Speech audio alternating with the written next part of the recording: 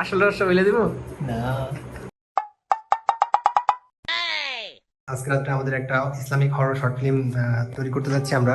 তো সিনেমাটোগ্রাফার হিসেবে আছে মোহাম্মদ আরিফ। আসসালামু আলাইকুম। আমরা এমন একটা কন্টেন্ট তৈরি করতেছি যেটা ইসলামিক কন্টেন্ট হিসেবে শিয়া বই ভাই ফার্স্ট নিছে। আই হোপ খুব ভালো একটা কন্টেন্ট আপনাদেরকে উপহার দিতে পারবে শিয়া বই ভাই। তো এটা হচ্ছে একটা হরর শর্ট ফিল্ম এবং আমাদের বহুত ক্যারেক্টার আছে হচ্ছে যে এই সাইডে। সো আশা করতেছি খুবই ভালো হবে। এটা একটা অফিসিয়াল হরর শর্ট ফিল্ম, এটা হচ্ছে অফিস। আর এদিকে ভূত আছে, ভূত এই ব্যালকনি দিয়ে আসবে, আমি ওয়াশরুমে যাব তারপরে। তো এই পর্যায়ে আমরা আমাদের নাম তৈরি করছি। তো ওই ভাই আপনি এইগুলো কি করতেছেন? আসলে আমাদের শর্ট ফিল্মে এখন ভূতের হাতটা দেখাইতে হবে, তাই এটা মানুষের হাত, আমরা এটা ভূতের হাতে মানে কনভার্ট করতেছি। তার ফলে ব্যান্ডেজ ধরাচ্ছি, আই মিন তাকে মই বানানোর চেষ্টা করতেছি। আচ্ছা আচ্ছা, হ্যাঁ, দেখে তো মনে হচ্ছে আপনি আগেরকার হাতুড়ি ডাক্তার ছিলেন। না না না, আমি একসময় মই বানানোর কাজ। ও আচ্ছা আচ্ছা, মিশরের নাকি? না, বাংলাদেশে। আচ্ছা, বাংলাদেশে কিছু ফেরাউন আছে, তাদের মই বানানোর এখনো ইচ্ছা আছে। আপনার মতো ডাক্তার ভাই দরকার, বুঝছেন? আমাদের বাংলাদেশে নামদারি কিছু অনেক, মানুষকে মই বানানোর দরকার। হ্যাঁ অনেক ফেরাউন আছে। তো আসলে আপনার এই ব্যান্ডেজটা আমার খুব চিনা চিনা মনে হচ্ছে। এটা কি আপনার কোনো ফেভারিট কোনো ড্রেস ছিল? হ্যাঁ, এটা একসময় আমার খুব ফেভারিট ড্রেস ছিল, পাঞ্জাবি ছিল।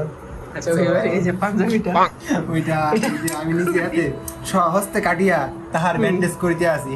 আহা, তো এটা আসলে এটা চৌচির হয়ে যাচ্ছে। পাঞ্জাবিটা তো খুব বেশি দিন ইউজ করেন নাই, তো এটা এমন হওয়ার পিছনে রহস্যটা কি ভাই? ছোট হচ্ছে, এটাতে গরম হয়েছে। কারণ হচ্ছে আসলে রহস্য বলে দিব। আচ্ছা, আপনার ধারণা নিয়ে নেন কি হইতে পারে। আমাদের নানকে আগে দেখো, আমাদের নান। আচ্ছা, এটা হলো আমাদের নান। ওর ফেসটা অলরেডি ব্লার করে দেওয়া হয়েছে, কারণ হলো এটা আপনাদের গেস করতে হবে যে এই মানুষটা কে। যদি বলতে পারেন তাহলে উপহার আছে। হ্যাঁ হ্যাঁ, উপহার আছে আপনাদের জন্য। সো এটা একটু আমরা হাইডিং রাখলাম, সেটা আপনারা গেস্ট করবেন। গেস্ট না, গেস। হ্যাঁ, আরেকটা ব্যাপার হলো ওহি ভাই, মানে ওহি ভাই না, ইসলামিক কন্টেন্ট ক্রিয়েটর যত আছে তাদের মধ্যে এই ফার্স্ট ওহি ভাই এই মানে আনকমন একটা ক্রিয়েটিভ কাজ হাতে নিছে, যেটা একদম মানে হরর ফিল্মের মতো আমরা কাজ করতেছি। ইনশাআল্লাহ আশা করি আপনাদের অনেক ভালো লাগবে। সো এখনকার কাহিনী হচ্ছে, পাবলিক গুলো তারা না দেখলে হইবে না, এজন্য সে এইভাবে আরেকগুলোকে শর্ট নিচ্ছে। কি বলবো তাকে আর। আমি আসলে খুবই ক্লান্ত শর্ট নিতে নিতে। এই নানের জ্বালায় নান রুটি খাইতে মন চাইতেছে। আই এম সরি, খাওয়াতে পারতেছি না। এখন রাত 1টা বাজে। তো আমরা আসলে 10টা থেকে তো হ্যাঁ, 10টা থেকে শুটিং শুরু করছি। এখন রাত 1টা না 2টা? এখন রাত 1টা বাজে। আচ্ছা, 1টা বাজে। আমাদের এখনো 50% কাজ হয়নি। তো মেবি আজকে আমাদের একদম ফজর নামাজ পড়ে তারপরে ঘুমাতে হবে, তাছাড়া সম্ভব না। আসলে একটা নাটক তৈরি করতে অনেক শ্রম দিতে হয়, অনেক ত্যাগ স্বীকার করতে হয়, কারণ এই যে একটা কস্টিউম ডিজাইন, এটা ওহি ভাইয়ের মাথা থেকে একটা ক্রিয়েটিভ আইডিয়া। তো আশা করছি ভালো একটা ভিডিও, ভালো একটা শর্ট ফিল্ম আপনাদের দিতে পারবো। আর টোটালি আনকমন এটা। এ পর্যায়ে আমরা আমাদের নানের যে হাতটা তখন ব্যান্ডেজ করলাম, সেটাতে রক্ত লাগাচ্ছি যাতে এটা আরও হরেবল, আরও ভয়ঙ্কর দেখতে দেখা যায়। এটা কিন্তু আসলে কোনো রক্ত বা রং না, এটা ঘরে তৈরি করা খুবই সিম্পলি একটা প্রসেস। এটা জানতে চাইলে আপনারা বেশি বেশি কমেন্ট করে ফেলুন, ইনশাআল্লাহ কোনো একদিন এই প্রসেসটা আপনাদেরকে জানিয়ে দিব। তো চলুন এখন শুটিং শুরু করা যাক। Rolling camera action. এটা হচ্ছে আমাদের শুটিংয়ের প্রথম ক্লিপ আর কি। প্রথমবার আমি যখন ক্লিপ শর্ট দিই, তখন আনফর্চুনেটলি দরজাটা দিয়ে ফেলি, যার ফলে শর্টটা হয়নি। শর্টটা আমরা পুনরায় নেওয়ার চেষ্টা করতেছি ইনশাল্লাহ। বাই দি ওয়ে, হুইল পাউডারের অ্যাডভার্টাইজ তো দিচ্ছি না, সরিয়ে রাখি এটা এখান থেকে। শর্ট নেওয়ার কিন্তু মনে নেই ভাই। Rolling camera action. তো মোটামুটি 10 থেকে 15 বার শর্ট নেওয়ার পরে ফাইনালি এই শর্টটা ভালো লাগে, সো এটাকে আমরা ফাইনাল শর্ট হিসেবে নির্বাচন করি। একটি কথা, সেটা হচ্ছে যে আপনি যত ভালো অভিনেতাই হন না কেন, আর যত ভালো ডিরেক্টর বা ক্যামেরাম্যানই হন না কেন, কোনো শট একবারে পারফেক্ট হবে না, এটা স্বাভাবিক ব্যাপার। তো এটা শুনে হাসার কিছু নেই। আমরা মাঝে মধ্যে 50 থেকে 60 বারও শট নিয়েছি, কিছু কিছু শট যেটা আর কি মানে আপনারা দেখলে হয়তো ভাববেন যে শুধু শুধু শর্ট চেঞ্জ করতেছে, কিন্তু আসলে কোনো না কোনো ত্রুটি থাকে, যেটা আপনার আমার নজরে না পড়লেও যারা ডিরেক্টর থাকে তাদের নজরে কিন্তু পড়ে। Shot number 25, rolling camera action. যেমন এই শটটাতে আমি তাকিয়েছি, তারপরে ভূত গেছে হেঁটে হেঁটে, যেটা বোঝা গেছে, যার ফলে শটটা আরও একবার নিচ্ছি। যেমনটা আপনারা দেখতে পাচ্ছেন, ভূত কিন্তু অলরেডি চলে এসেছে। এবার আমি তাকাচ্ছি, কিন্তু ভূত গেল কত পরে। সো এবার ভূতের পিছন থেকে ভূত চলে গেছে, কিন্তু আমি টের পাইনি, যার ফলে তাকে আবারও ডেকে ক্যামেরার সামনে নিয়ে আসা হলো। এবার শটের জন্য আমরা আবারও প্রস্তুত হচ্ছি। দেখা যাক এবার পারফেক্ট টাইমিং হয় কিনা। 1 2 3, ভূত আগে চলে গেছে, আমি পর তাকালাম, যার ফলে শটটা ক্যান্সেল করা হলো এবং আবারও নেওয়া হলো। বাট এবারও টাইমিংটা হয়েও হয়নি, কারণ লাস্টের দিকে আপনারা খেয়াল করুন, লাস্টের দিকে যে শটটা ভুল গেছে। যেমন এইখানে আসার পর থেকে শটটা আরও দ্রুত ক্যামেরা আগানোর দরকার ছিল, ক্যামেরা মানে আয়নার দিকে, যেটা হয়নি, যার ফলে শটটি আরও একবার নেওয়া হচ্ছে। তো ছোট্ট একটি ভুল অনেক বড় সমস্যা ক্রিয়েট করে, যেমন এই শটটিতেও ছিল, আবারও নেওয়া হচ্ছে শটটা। ফাইনাল দৃশ্যে হয়তো বা এখান থেকে 2টা থেকে 3টা শট ইউজ করা হবে, সামনের থেকে একটা, পাশ থেকে একটা, এবং ভূতের পিছন থেকে একটা, আমার পিছন থেকে একটা।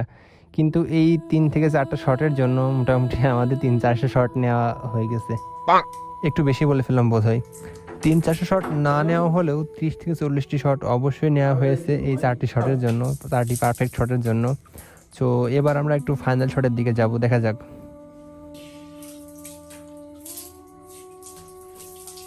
আসো আসো, হাতি তো দেখা গেছে, আবার যাও, আবার যাও, আবার যাও, আবার যাও, হাত যাতে দেখা না যায়। হ্যাঁ, রোলিং ক্যামেরা অ্যাকশন, আসো, তাকাও।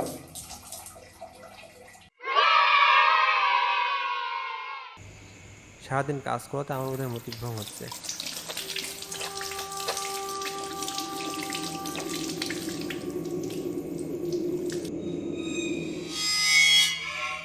এখন অলমোস্ট রাত 3টা বাজে, আমাদের শট এখনও কমপ্লিট হয় নাই, আমরা এখনও আছি আমাদের শটের ভিতরেই।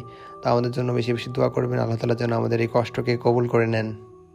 পেছনে আমার রক্ত, সেটাই দেখাচ্ছিলাম আর কি। এখানে প্রথমে একটু ফু দিচ্ছি যাতে আমার রক্তগুলো আর একটু ছড়িয়ে যায়, কিন্তু এটা তো প্রকৃতপক্ষে রক্ত না, যার ফলে ছড়াচ্ছে না। তো রক্ত কমপ্লিট হয়ে গেলে এরপর থেকে আমার অভিনয় দেখে কে।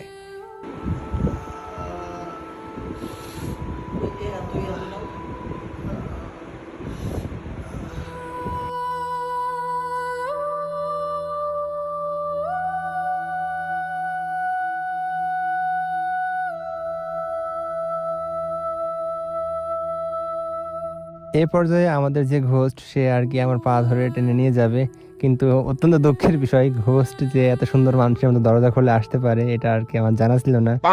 অ্যাকশন।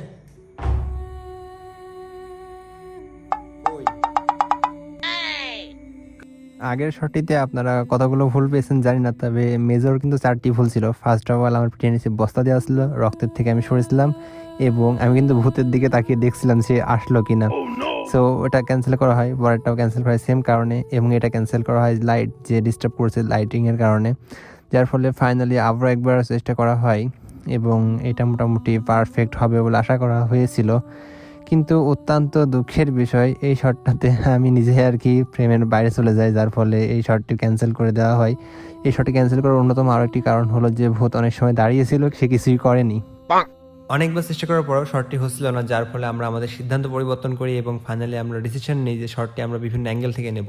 প্রথমত শট নিব ভূতের দরজা খুলে প্রবেশ করার, তারপরে নিব যে আমি পড়ে আছি রক্তাক্ত অবস্থায় কাতরাচ্ছি সেটার, অতবার আমরা শট নিব ভূতে আমার পা ধরবে সেটার, তারপরে আমরা ফাইনালি টান দিয়ে নিয়ে যাওয়া, এই 4টি শট নিব। আমি কথা বলতে বলতে অলরেডি 2টি শট নেওয়া হয়ে গেছে, এখন আমরা শট নিব আমার পা ধরে আর কি উঁচু করা শটটি, কিন্তু ভূতেরই পা দেখা যাচ্ছিল, যার ফলে আমি নিজে হাতে ভূতের পা ঢেকে দিচ্ছি, যেমনটা আপনারা দেখতে পাচ্ছেন। ভূতের পা ঢাকা হয়ে গেলে ইনশাল্লাহ আমরা আবার শটে ফিরে যাব, শট নিব। সো ভূতের পা অলমোস্ট ঢাকা হয়ে গেছে, এখন আমরা শটে চলে যাচ্ছি সরাসরি, দেখা যাক ভূত পারফেক্ট করে কিনা। 1 2 3। সো ভূত আমার পা ধরেছে ঠিকভাবে, কিন্তু আমার পা উঁচু করেনি, যার ফলে শটটি ক্যান্সেল করা হলো এবং পুনরায় শট নেওয়া হচ্ছে, কিন্তু ভূত নিজেই আর কি জুব্বাটা এলোমেলো করে ফেললো, মানে তার পোশাকটা এলোমেলো করে ফেললো। থুকু। অ্যাকশন।